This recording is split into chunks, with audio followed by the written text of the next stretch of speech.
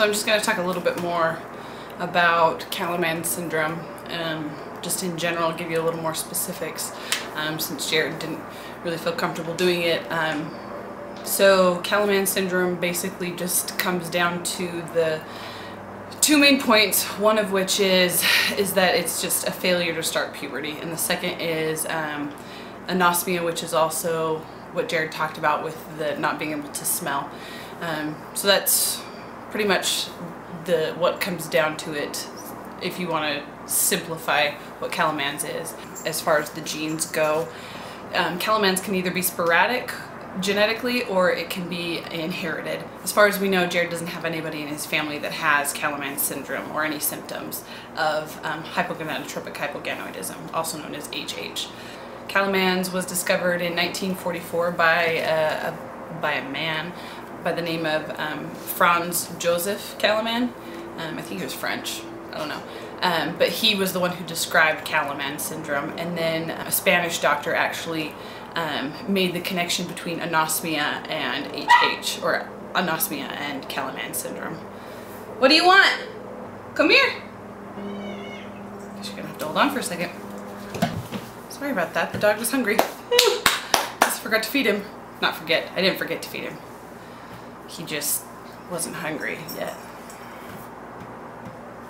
The only thing that he, besides the anosmia that he deals with, is the fact that his arms are longer and his legs are longer than the height that he should have, if that makes sense. So let's say like he's 5'9", he has the wingspan of like somebody who's 6 foot. So he's got like an extra couple inches, not in his hands themselves, but just because he didn't go through puberty, the growth plates didn't seal when they were supposed to, so he got a couple extra years of growth.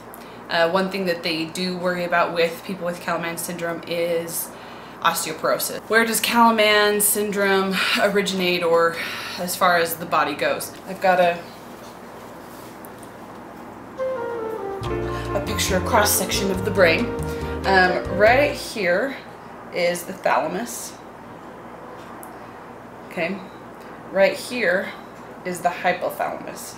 So the issue actually lies in the hypothalamus itself. That's where the genetic deformity lies. The hypothalamus produces a hormone called GnRH. It's gonadotropin releasing hormone.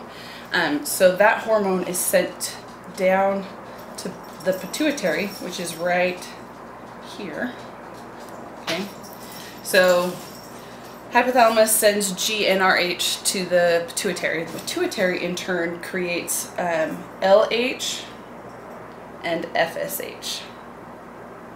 Those hormones are sent to either in men the testes or women the ovaries.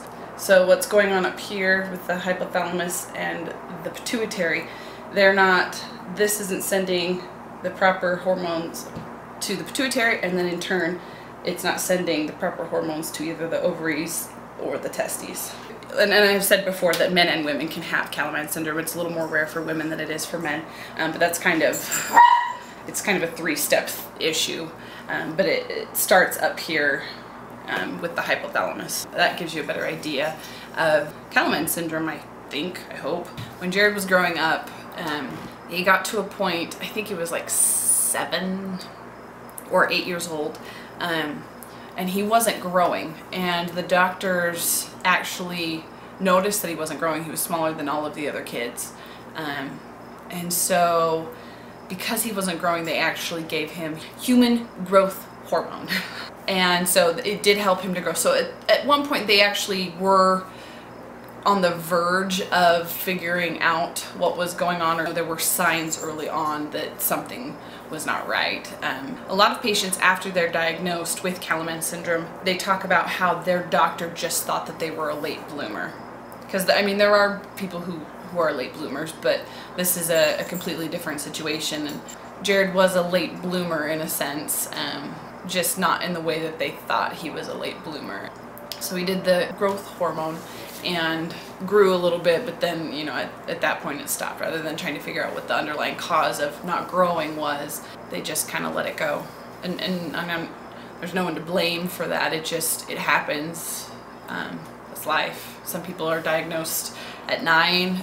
The group that we're a part of, they actually just did a poll, and the majority of the Kallmann syndrome patients are diagnosed at like 17, 18, 19. Jared has been on testosterone since before his mission. After they did the treatment to put him through puberty, they put him on testosterone, and he's been on testosterone ever since, up until recently. I guess this kind of segues into what we're doing right now. Jared saw a new doctor within the last 6 months. This doctor thinks there may be some hope in possibly producing some sperm. So right now he is on a regimen of HCG, and it's an injection every other day. We've only been on the medications for 3 months. The doctor says it can take anywhere between 6 months to 2 years before we even find out, and it may or may not work. We don't know if he'll have to take the other medication, Pergonal. So Jared took that medication when he was going through the treatment the first time, after he was diagnosed. And his mom had trouble with the insurance company covering it then for the actual treatment, so we knew that they wouldn't cover it as far as infertility goes. We have an appointment on July 5th, a follow-up with the doctor. Jared's gonna have some blood tests done on the 3rd, and then on the 5th we'll go in and actually talk to the doctor and talk about the results. When this new doctor first talked to us about it again, we actually walked out of the doctor's office and looked at each other, and we both were like, you know, it's kind of weird, but I feel really good about this for whatever reason. I mean, not really that like it's gonna work, but that it was worth a try. It's worth trying. You know, we've gotten to the point where, you know, not that we're at the end of the rope, but it's like our options are starting to run out, and we're trying to explore an avenue that we haven't in the past, or that we've gotten to, an avenue that was there but it just wasn't available as far as we didn't have the money to do it. And so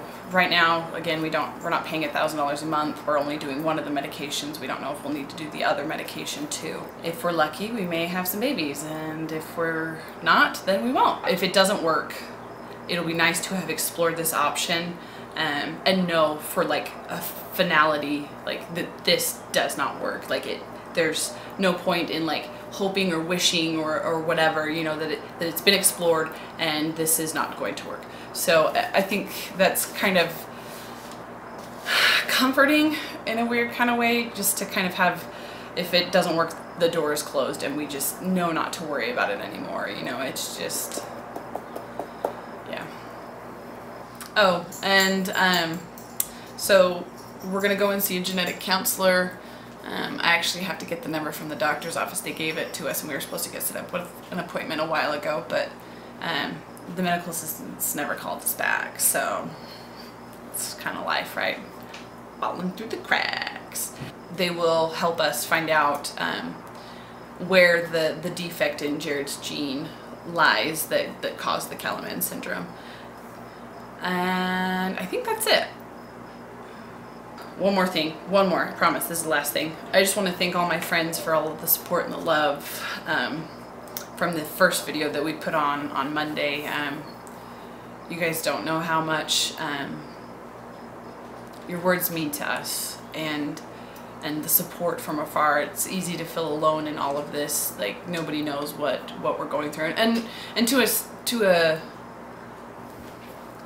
a certain point, you know, most people don't, but it's good to talk about it and have people know what's going on and why we're suffering and how long we've been suffering, and you know, I don't know, it's good to have support, and that's kind of the thing that I'm starting to realize with all of this is how important it is to have people around you that are supporting you and loving you even from afar. I'm just grateful for good friends and family members and people who reach out and just say things. People will post things to me on Facebook. I am so appreciative of the words that people are saying to me. And so it's just, there aren't words to express the appreciation that we have for everyone who's helped us along the way, you know, thus far, and people who will be, you know, influenced and helping us along the way later, you know. That's part of the reason why we've started this video thing is so we can help other people, and other people can help us, and we can lean on each other, and it will be a good positive place that we can just understand each other and feel at peace, you know, even though there's a lot of turmoil and sadness that can come along with being infertile and dealing with infertility and the tests and the procedures and, you know, all of that. And it's like nobody knows what I'm going through, but there are people who know what I'm going through, and even those who don't can understand or empathize, you know, even to a little extent. You know, the situations may be different, you know, the loss of a child or a miscarriage or, you know, anything like that. People can understand the feeling, even though the situation can be different.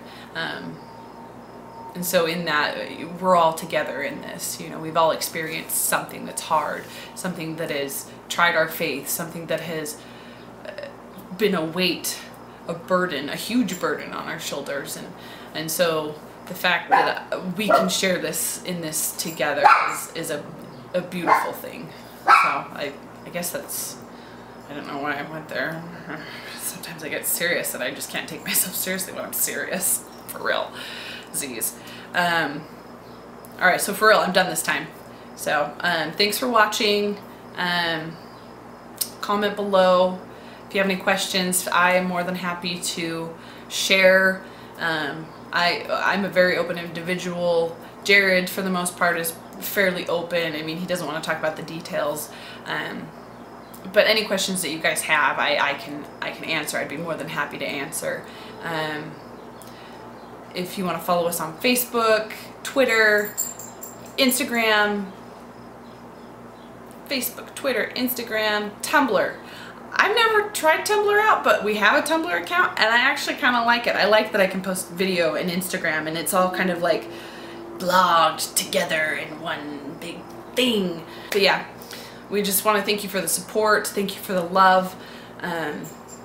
We'll keep you updated and bring you along in this journey that we're going through. I mean, Jared didn't really want to share the part with, you know, us going to the doctor in the next week or two, but I feel like it's important that you guys know what's going on. You know, that's part of this journey is bringing you along so you can, you know, see and experience and know, you know, what this is like and what we're dealing with as far as tests and all of that go. So yeah, comment below, subscribe if you liked this video, and we'll talk to you later. Peace out, leg trap.